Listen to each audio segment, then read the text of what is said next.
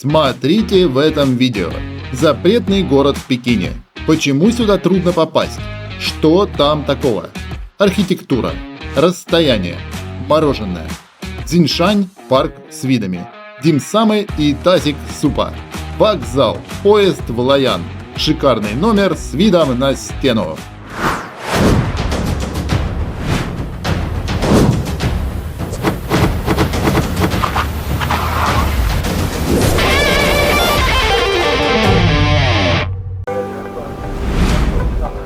Утро, мы на площади Тяньаньмэнь.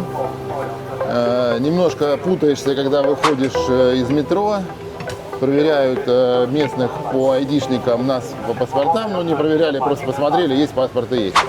Вот, мы идем слева от нас площадь Тяньаньмэнь, а мы хотим попасть в запретный город, соответственно. Сейчас нас еще раз, наверное, досмотрят, что тут досматривают, и мы пойдем на вход. Я потом чуть позже расскажу, как попасть, собственно говоря, в запретный город. Вот, продолжаем разговор.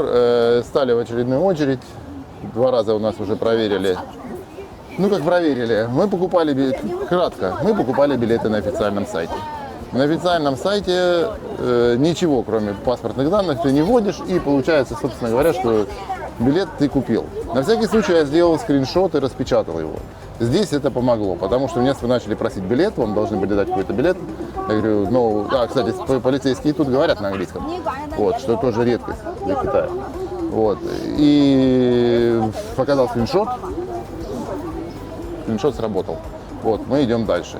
Но в теории, как описано на официальном сайте, только паспорт нужен. И еще, пока мы стоим в очереди, можно поделиться информацией, как купить билет. На официальный сайт заходите в музей Губун и там вводите свои паспортные данные, заранее желательно ввести, потому что билеты разбирают очень быстро. Как летом у нас на РЖД разбирают со скоростью билеты на юг, да, надо вставать в 8 утра, чтобы купить. Вот здесь то же самое. Но большой плюс, их начинают продавать в 8 вечера по пекинскому времени, а у нас в это время 3 часа дня. И вы можете спокойно купить себе билет, если вот зайдете ровно за неделю до покупки, грубо говоря, да, то есть за неделю до посещения. Раньше вы билет не купите, позже тоже не купите, их разберут в этот же день. Их разберут даже, наверное, в этот же час или в ближайшие 2 часа. В чем еще сложность покупки билета? У вас будет там вариант оплатить сразу международной картой, Alipay или зарезервировать. Если вы не можете оплатить никакой международной картой, у вас нет Alipay, то, скорее всего, вам придется зарезервировать билет. И зарезервированный билет потом выкупать здесь на кассе. Как это делать, я не знаю, но в теории, наверное, это должно работать. У нас был Alipay активированный, и мы купили билет через Alipay, заплатив в юанях сразу. Международная карта so-so, может сработать, может нет. Российская не сработает 100%, ничего не купите. Тогда просто резервируйте, если нечем, либо заранее зарегистрируйтесь на Alipay, заведите аккаунт, закиньте деньги через Сбер, через Telegram, там через какую-нибудь приложуху, и все у вас будет, вы купите билет спокойно. Попасть очень тяжело. Если раньше люди проходили через западные ворота, были билеты, сейчас нет. Все, только купить на официальном сайте, либо еще второй вариант купить на Trip.com тоже можно, но они не дают гарантии, что у вас будет билет. Мы вышли на площадь, только здесь все начинается, включили фонтаны. Она просто очень огромная, величественная, чтобы передать это на камеру, я не знаю, нужен оптический зум. Пункт досмотра, в котором полностью все смотрят, каждую змейку расстегивают в ваших вещах, ищут запрещенные какие-то предметы, ножи, не берите с собой зажигалки, спички, все это убирают. Мы зашли на площадь Тяньаньмэнь и сейчас пойдем, собственно говоря, в запретный город через вот эти вот величественные ворота. Портрет Мао Цзэдуна над входом. Ворота, как-то у них называются, символ государства, что-то такое. Надо потом посмотреть. Площадь Тяньаньмэнь – это отдельное мероприятие. Можно на нее прийти, можно в запретный город. Если ты идешь в запретный город, по-любому проходишь через площадь. В теории мы можем даже перейти и пойти по ней погулять. Но мы потеряем на это достаточно много времени. И, в принципе, мы ее отсюда видим. Там находится мавзолей Мао Цзэдуна, музей национальный, правительственное здание. Но мы туда не попадем. Ну, площадь, в принципе, со стороны видна даже лучше, чем если внутри нее находиться. Как бы большое зрительное расстояние. Вот мы посмотрели. Пойдемте, дорогой друг, посмотрим, что нас ждет внутри запретного города. Сейчас я вам все расскажу. Открываешь интернет и смотришь. Вот мы прошли с вами через врата небесного спокойствия. Впереди нас ждут врата Дуанмэнь. И потом мы через полуденные врата наконец-то попадем в запретный город. И если вам говорят, что в Китае расстояния огромные, верьте. Это просто пипец. Уже третий день ходим. На картах кажется все близко. Все вроде как-то рядом. Как-то компактненько, но это все масштабы, это все огромные масштабы, площади, гигантская стена вот эта вчерашняя. Сегодня площадь Тяньаньмэнь, ну, наверное, как город небольшой, эта площадь сама по себе. Запретный город, он не зря называется запретный город, это город. Это просто реально город, где жил император со своими слугами, там, свитой, женами, наложницами и прочее, прочее, прочее. Это город, и надо настраиваться на него именно так. Часа 3-4, мы час идем уже, мы заходим, нас проверяют, ну, соответственно, все это время. Время запасайте прилично на все это мероприятие. Александр тщетно пытается найти кофе с утра, ранний подъем, но кофе здесь нет. Ребята, китайцы посещают запретный город, у них с собой перекус, вот здесь такие столики, они там могут перекусить, вот они своими термосками, со своими туисками кушают, и в принципе им нормально. А некоторые кушают прямо возле туалета, там поставили пакетики и едят. Вот в этот момент понимаешь, что иностранные туристы Китаю особенно и не нужны. Ну разве для престижа, что подавляющее большинство посетителей – это местные жители, это приезжие из отдаленных провинций, студенты, школьники, семьи. День сегодня не праздничный, не выходной, обычные будни. Людей по меркам Китая мало, но все билеты проданы. Почему в праздники народу будет больше, и вы мало что сможете увидеть? Все просто. В праздники приедут туристические группы, которые пойдут вне квоты на продажу билетов, и их будет так много, что вы вряд ли что-то вообще увидите. И удовольствия от посещения запретного города не получите. Все эти проходы, которые вы видите сейчас на видео, будут заполнены людьми. Сколько времени потеряете в очереди, предсказать невозможно. Мы во внешнем дворе, торжественная часть, где проходило всех мероприятий, залы высшей гармонии, ворота высшей гармонии, через них мы сейчас пойдем. Львы, символ, я так понимаю, императорской власти. А еще мы там сделали фотки рядом с прикольным горшком для, я думаю, что это для воскурений, чтобы императору хорошо пахло, я так понимаю. Вон там вот здоровые горшки стоят, они стоят слева и справа от лестницы, медные такие чаны, или бронзовые, ну, в общем, они уже зеленые от времени. Я думаю, все-таки бронзовая. Бронза у нас, да? Так, покрывается такой штукой. Пройдя 5 мраморных мостов, мы проходим через ворота высшей гармонии в зал высшей гармонии. Но перед залом тут гектар площади. Как бы вы ни старались, организованные группы китайских туристов вас все равно догонят. Наверное, нужно приходить еще раньше. Но пораньше тут не очень получается, потому что большие расстояния, плюс пока ты там поймешь, что к чему, не местный, все равно тебя, китайцы догоняют. Они идут с гидами, у них более продуманная, видимо, как-то логистика, и, в общем, все равно ты среди них оказываешься. Так сегодня не праздник, сегодня не выходной день, и сейчас даже еще не обед. То есть это просто утро. Часов сколько сейчас? 10? А их тут, да, 10:30. Их здесь очень много. А в России все еще спят. По центру площади проходит мраморная дорога. По ней ходил только император. И она проходит через весь город. Это зал высшей гармонии. Здесь проходили коронации императоров и другие церемонии. Там находится трон дракона, на котором сидел император. Раз вы до сих пор смотрите это видео, то вот вам немного фактов о запретном городе. Весь комплекс занимает площадь в 72 гектара, включая 980 зданий и почти 8700 комнат. Строить начали в 1406 году при правлении третьего императора династии Мин Юнле. Тогда же Пекин стал столицей Поднебесной империи.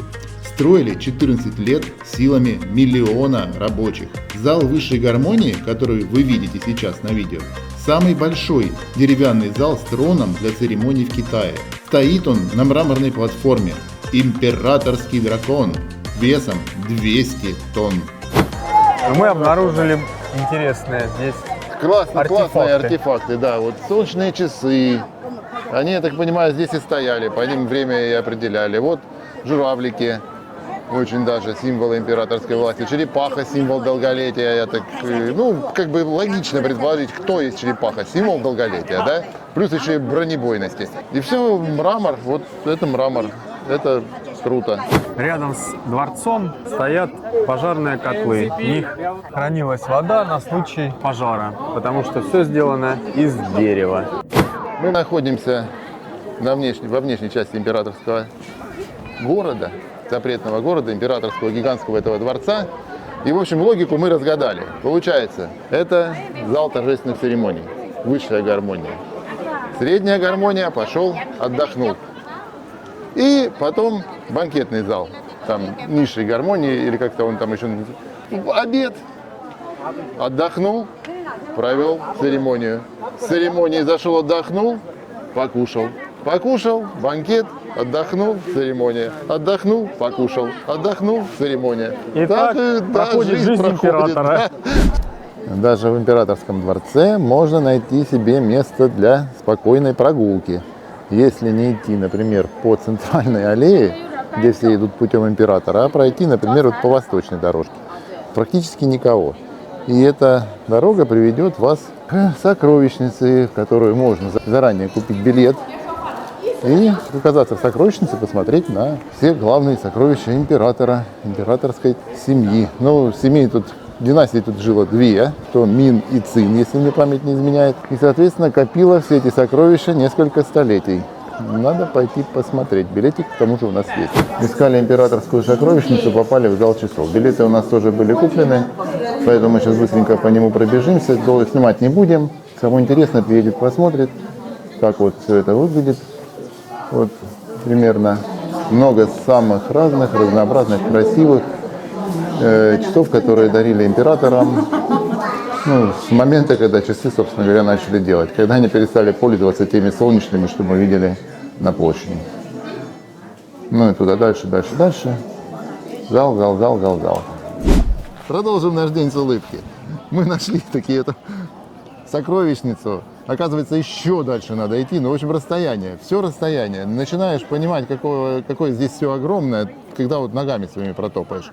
И тот, кто купил билет в сокровищницу, сокровищница, потому что это не здание, это комплекс зданий. То есть мы зашли по отдельному билету внутрь еще части дворца, грубо говоря, правое крыло дворца по отдельному билету. Это сокровищница, тут сокровище. И вот кто прошел, увидит знаменитую стену 9 драконов. В Китае, как мы знаем, 9 – число счастливое, и согласно китайской легенде, у великого дракона было 9 сыновей.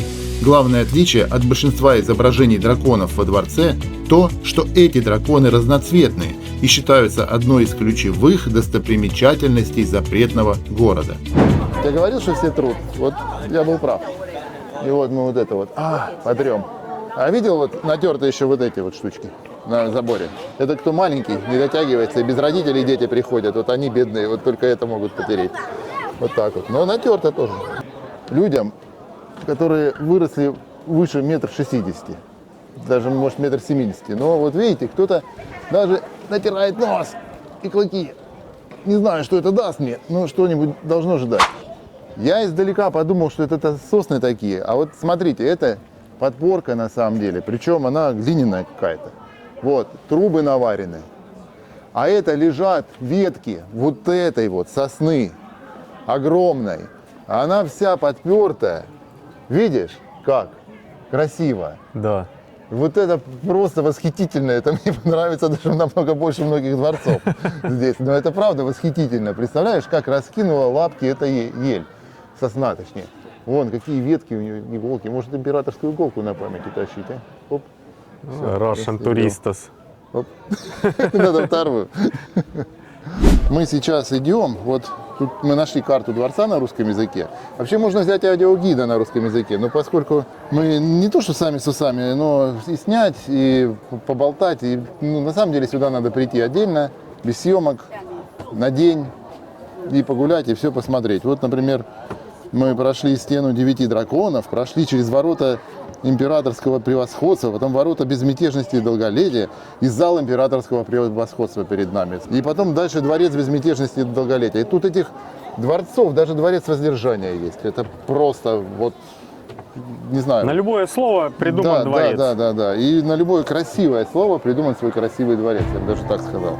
Вот мы и добрались до дворца, в котором выставлены на обозрение настоящие сокровища и уникальные артефакты из золота, нефрита, слоновой кости и фарфора. На самом деле, посетители видят лишь малую толику огромной коллекции из сотен тысяч предметов, они просто спрятаны в хранилищах. А мы вообще каким-то образом пропустили самую интересную часть сокровищницы с коронами, нефритовым капустным листом и императорской печатью. Но возвращаться уже просто не было времени. Еще одно интересное наблюдение. В Китае не соблюдают правила дорожного движения и пешеходные правила тоже. Все толкаются, отпихивают, подходят, подлазят под камеру. В принципе, здесь это нормально. Никто не ругается, можно делать аналогично. Вот здесь еще много всего в сокровищнице. Мы, к сожалению, вот тут уже понимаем, что галопом по Европам и больше никак. Приходится все смотреть. У нас еще поезд сегодня в Лайян, поэтому нам надо быстрее идти. А смотреть тут есть что. И залов очень много. А вот этот небольшой ускоренный эпизод даст представление, сколько времени придется выбираться из дальнего павильона сокровищницы обратно к выходу. И это всего лишь восточное крыло той части дворца, которая называется внутренний двор. Звучит, конечно, запутанно, но так оно и есть. Мы вернулись в людской поток на центральную авеню, скажем так, запретного города. Были сейчас в восточной части запретного города. Там тихо, спокойно, людей мало. И там было прям вот хорошо. Мы прям прониклись, вдохновились. Здесь людей очень много. Все равно. Вот уже ощущения не те. На самом деле, пусть там меньше, но лучше. Ну, это мое мнение такое. Мы купили по мороженому. Все его здесь едят, но мы тоже решили, что это такая традиция. Попробуем мороженое. Выглядит оно вот так. Все едят мороженое. Мы взяли шоколадное, потому что я лично не понял, что там, какое еще. Там еще манго было, точно. Это такая распаковка. Красивая коробка, упаковка, он как печатный пряник. Можешь показать поближе. Вот так вот выглядит. Наше путешествие подходит потихонечку к концу. Перед нами зал единения мира. Мороженое. Замерз язык. Зал единения и мира. И дальше дворец земного спокойствия. И успокоившись, пройдя сквозь этот дворец, мы попадаем в сад. Здесь единственный сад на территории. Смотрел я обзоры, много кто здесь бывал. Говорят, что вообще нет никакой зелени. Да, камня много, но вообще, во-первых, все из дерева построено, извините, не забывайте, большая часть дворца. А во-вторых, если идти по восточному и западному крылу, там есть вкрапления с соснами, деревья есть, короче говоря. Не сказать, что это просто вообще ничего. Центральная вот эта часть, да, прямая как плита, выстроена, все жестко. Мрамор, камни, дерево, красный цвет, резнина, позолота, вот. Жилые моменты там, в принципе, люди умели устраивать свою жизнь. Хорошо. Ну что, как говорится у классика, все в сад, все в сад. В конце все в саду. Вот, но хотелось бы отметить такой момент. Под конец вот этого путешествия уже ощущаешь себя в каком-то паломничестве, какое-то людское море тебя несет и тащит. Да, я сейчас И покажу, это переверну даже- камеру. Это даже становится немножко страшновато и жутковато, потому что они идут с колясками, со своими инвалидами, школьники, взрослые, бабушки, дедушки, ну их много. Нет, это здорово, что они так любят свою историю, ну просто как бы непривычно, их так много. Я один раз только видел столько много народу, это когда из Китая возили очень много туристов в Санкт-Петербург и вообще в Россию. Вот то же самое было в Екатеринском дворце, в Царском селе. Вот примерно то же самое. Хотя, мне кажется, в Царском селе их было еще больше. Очень много туристических групп детей в одинаковых одеждах.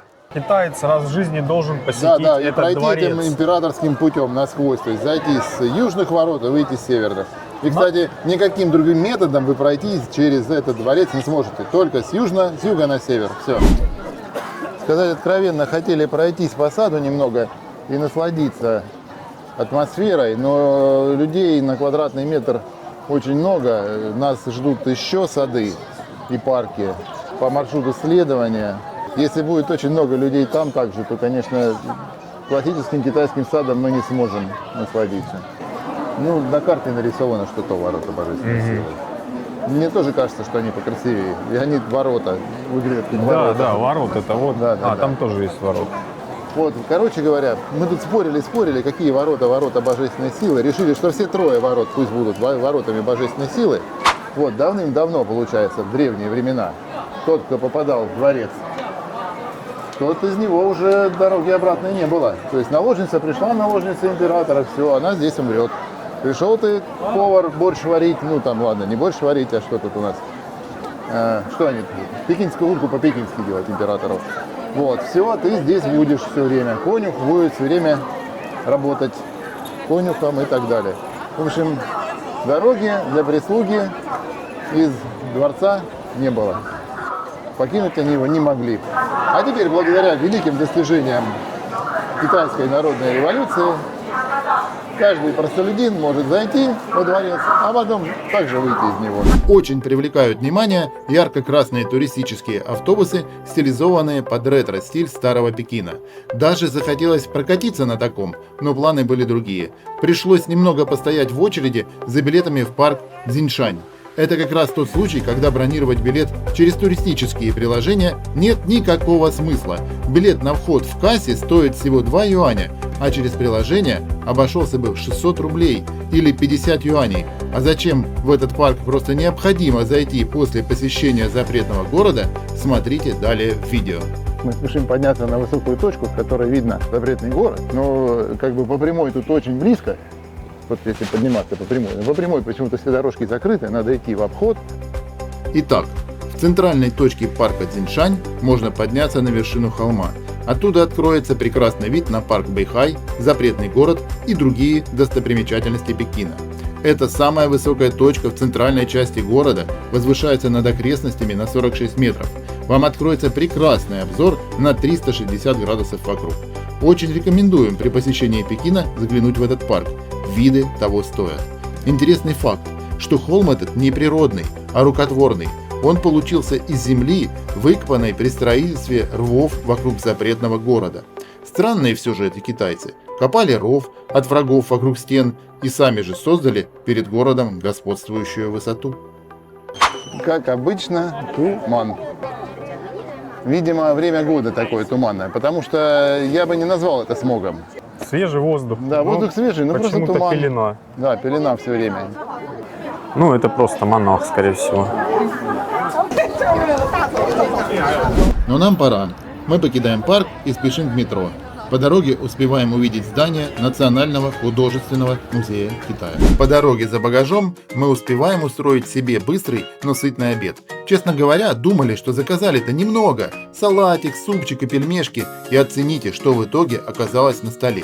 Пельмешки называются димсамы, традиционные китайские пельмени на пару. Бывают с начинками из креветок, свинины, овощей или комбинации на вроде гребешков с имбирем. Вообще их принято кушать во время чаепития. И да, острых блюд не было, как и в предыдущие 2 дня. Не знаю, что там забыл, мы читали, но вкус абсолютно новый для меня. Я не могу даже сравнить с европейской кухней, что здесь. Но вкусно. И достаточно, чтобы наесться 5. В новом месте интересно все, даже как найти дорогу к поездам скоростным. Тоже для меня, например, вопрос. Вот ищем. Вечерело. Мы нашли ЖД вокзал. Теперь осталось найти поезд. ЖД вокзал. Вест западный. Да, вот он. Добираемся до вокзала Пекин-Си. По-русски это западный вокзал. Все очень просто. Едем в метро до станции Beijing West Railway Station и ищем вход в вокзал. Сразу на входе багаж просветят в рамки. Плюс будет личный досмотр каждого пассажира. Далее находятся турникеты для проверки документов. И если вы гражданин Китая, то вам туда. Если нет, то слева есть специальный коридор для иностранцев, где находится оператор, которому нужно предъявить свой паспорт, на который оформлен билет на поезд. Все, больше никаких проверок на этом вокзале не будет. Паспорт теперь понадобится только для того, чтобы выйти на станции назначения. Поэтому не теряем его, чтобы не остаться узником китайских скоростных железных дорог до конца своих дней. Поднимаемся на эскалаторе и оказываемся перед огромным и, главное, очень информативным электронным табло. Наш поезд G807. Зал ожидания номер 9. Находим зал ожидания. На небольшом экране видно, на какие поезда нужно проходить через этот зал ожидания. Наш поезд следующий в очереди. Проходим зал. Финал нашего квеста с посадкой – это наш зал ожидания. И вот там, вот, собственно говоря, 3-й, 4-й выход, в конце видно, 807-й поезд, будем грузить оттуда. Вот уже очередь выстроилась там на посадочку. Доглянули в ларечек в зале ожидания. Ну и что вы думаете? Первое, нашел инициатор, конечно, красные бутылочки с Центавр. Ну и, в принципе, правильная мысль. Единственное, надо выяснить, можно ли пить пиво в поездах скоростных. За Яндексем. Ну да, это мы узнаем. Вот, кстати, какой-то йогурт. Давно не видел здесь йогурта. Давай 2 йогурта еще купим, а? Пекинская утка с собой, вот в коробочке можно взять. И куча всяких лапши быстрого приготовления, соевое мясо. Ну, в общем, все подряд здесь есть. Вот. Дети у нас любят таскать. Интересно. Решение инженерное. То есть железная дорога вся снизу, вокзал весь сверху по факту. Получается так. И вы прямо выходите на посадку на эскалаторе. Современно и круто, да? В Китае самая большая в мире сеть скоростных железных дорог. И все это строилось и развивалось совсем недавно. То есть еще в 2000 году средняя скорость движения поездов в Китае не дотягивала и до 50 км в час. А сейчас мы садимся на скоростной поезд, который будет двигаться со скоростью 350 км в час и за 3,5 часа перенесет нас в древнюю столицу, город Лоян. Комфортом устроились в скоростном поезде. Ехать нам 3 часа. Замечательный город Лоян. Оттуда мы отправимся в дальнейшее путешествие. Мы прибыли в город Лоян, и тут, к нашему удивлению, нам стали предлагать свои услуги водители такси. Один из них оказался достаточно навязчивым. Здесь, как и на всех вокзалах, есть бомбилы. Да. Менее навязчивые, чем Ну, как я сказать, за нами идет. в наших южных регионах. Я ошибся, довольно-таки навязчивая. Идет со мной товарищ, рассказывает мне. Я даже не знаю, о чем он рассказывает, но продолжает идти. Нет, все, он отстал. Не, ну правда мы любим ездить в метро, это прикольно Да. и быстро. Возникла небольшая проблема. При переводе города в Alipay запрашивает ID номер, которого у нас, естественно, нет. Сейчас будем пробовать решить ее. Пришли мы к тому выводу, что ID мы не получим, и стоят такие вот банкоматы. Выбираем английский язык, требуемую вами станцию, в нашем случае Лангюченг, и выбираем price for. Это уже выбрано. Все выбрано. Один Да, и QR-код. QR-код. Можно наличными оплатить. Все, QR-код в Alipay читаем, карточку забираем. Немножко он там долговато читается, но в принципе у кого как интернет. Вот у меня, например, роуминг подтормаживает. Вот, надо подождать, повисеть. Сейчас он туда пройдет, и он выкинет по итогу. Сейчас я покажу. Вот это у меня тут билетики всякие. Вот, выдаст вот такую карточку. Вот такой. И вот эту карточку потом используем при проходе. Вот мы долгожданного выхода из метро. Короче, еще небольшой квест был на выходе. Надо было карточку одноразовую запихнуть в специальную щелочку. Вот. Мы ее там прикладывали сначала, думали, карточка останется как сувенир, но нет, ее забрали. Вот. И выход из метро, и тут немножко другой Китай, не Пекин уже, это Лоян. И запах сои жареной, и вот этого соевого мяса, которое в пакетиках у нас продается, прямо доминирует на улице. Вот прям на улице. Вот просто, то у меня там дети пару пачек распотрошат, в квартире пахнет, а тут в доме, а тут бабах, и прям на улице этот запах стоит. Здесь немножечко другой Китай. Есть здания современные и вот такие, похожие очень на наши. А, хрущевочки такие. И идем мы по таким вот улочкам заковыристым. Не по туристическим местам мы сейчас идем. Не, ну может быть они и туристические, но специфические, туристические.